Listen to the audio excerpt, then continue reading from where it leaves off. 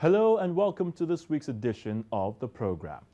This week we shall be focusing on the National Power Training Institute of Nigeria, NAPTIM, an institute which was established by the federal government on March the 23rd of 2009 and commenced full operation in September of that same year, 2009. Now, the primary purpose for its establishment is to provide training for the power sector personnel and coordinate training activities in the sector. Now, in pursuit of this mandate, NAPTIM has already taken over the management of existing regional training centers of the PHCN.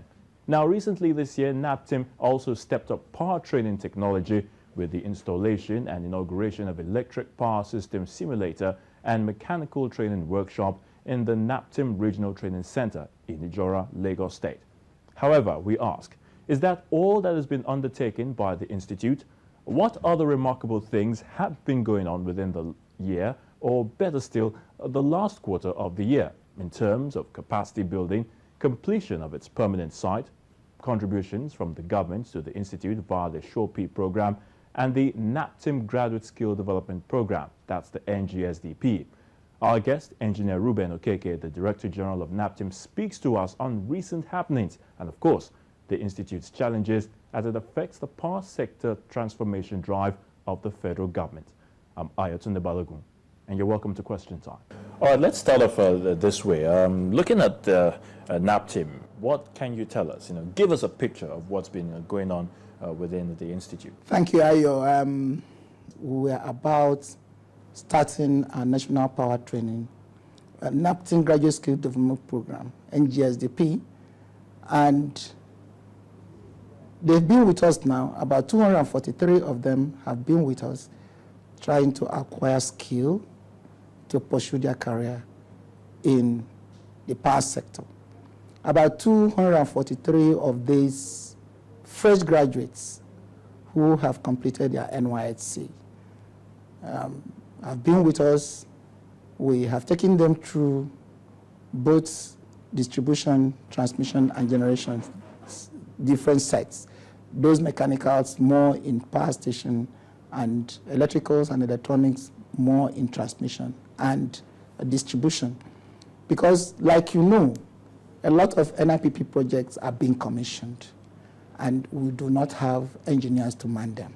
So it is quite good time for these young Nigerians, young graduates in engineering, to come out of the training program of NAPTIM, because they are going to be directly engaged in managing and operating this program.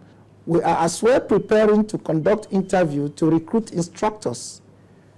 We got the waiver from the head of service, about a month ago, and we are getting prepared.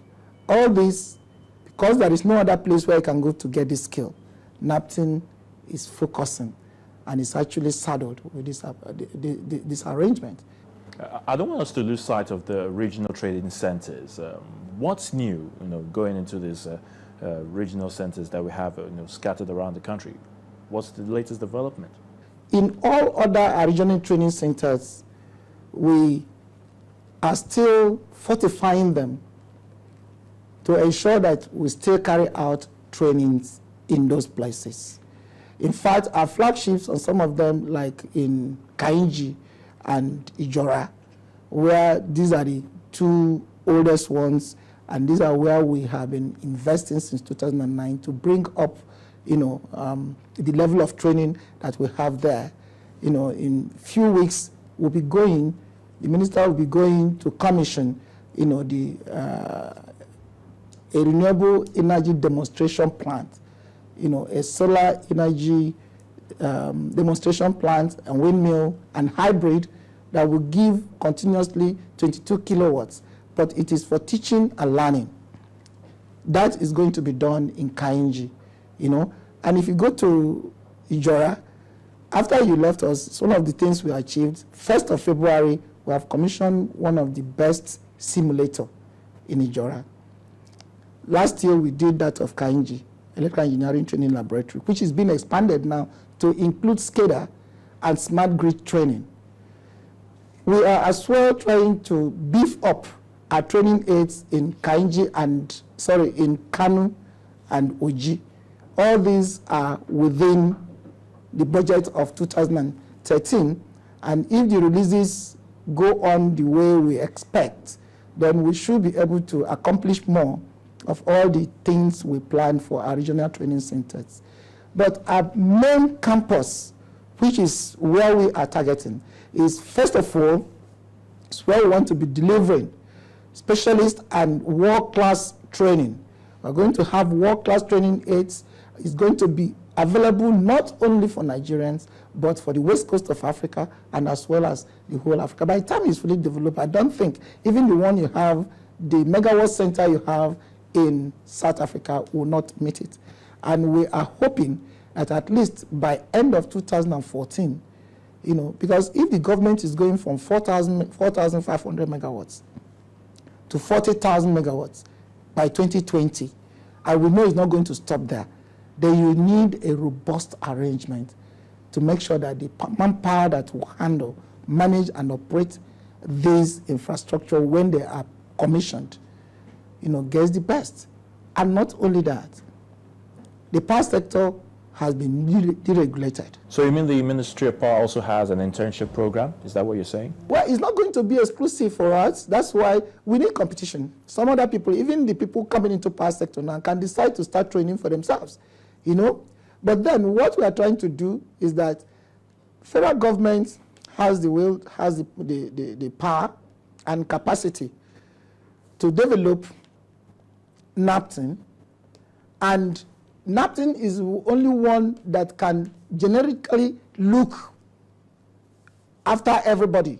We're going to start a program with USAID, with US Energy Agency, a program that will start on the 7th of October. That is involving Nigeria and 6 other countries of Africa. They are going to come into napkin, and we're going to still be with them for 1 week. The faculty is jointly being provided by the USEA, and you said USAID is funding the program.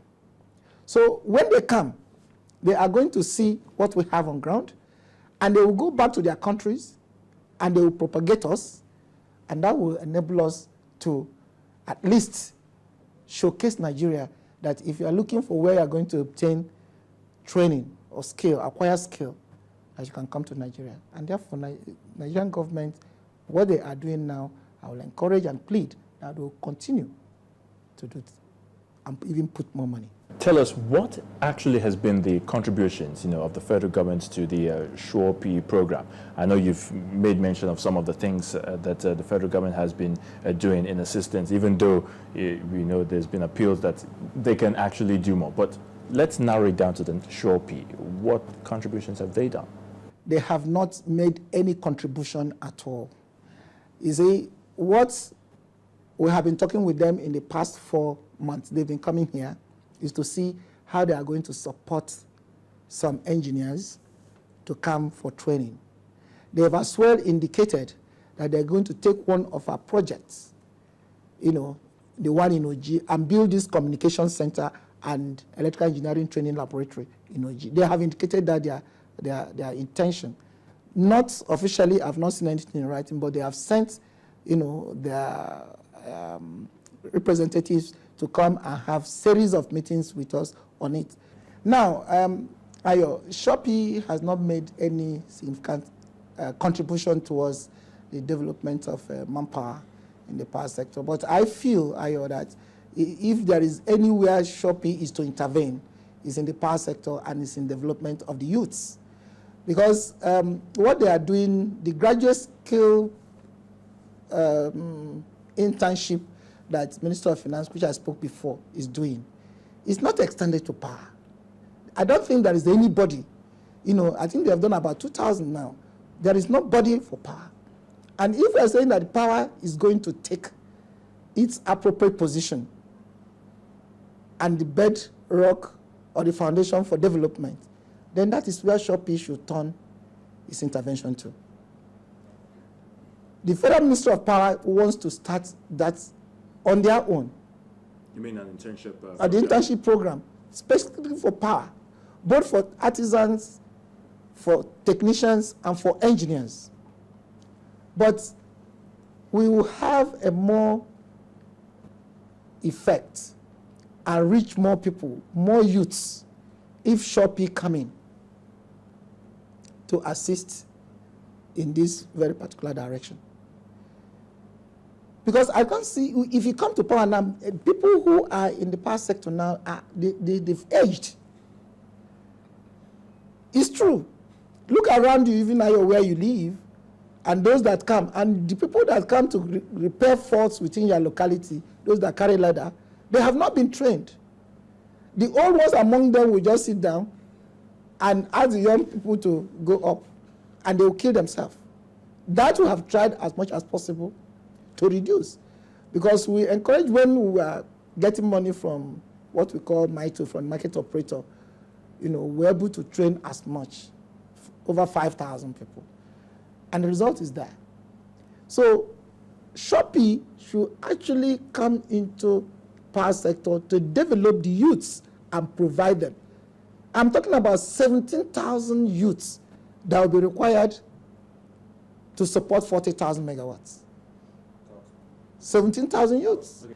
Like I was saying, they encouraged us, the NDPHC, through the vice president of the nation, who is the chairman, has encouraged us to disseminate this information, expand our jingle, to enable Nigerian youths know the potentials that exist in the power sector, so that they can come up, buy into it, get trained, and if you like, go to 50,000 megawatts. You will have Nigerians who will manage this. So Shopee, obviously, they have not, since we started, we have not seen a kobo from Shopee. And I don't think there is any other place that Shopee can have impact than in the Nigerian power sector, especially in developing the human capital, in training the Nigerian youths and providing them employment.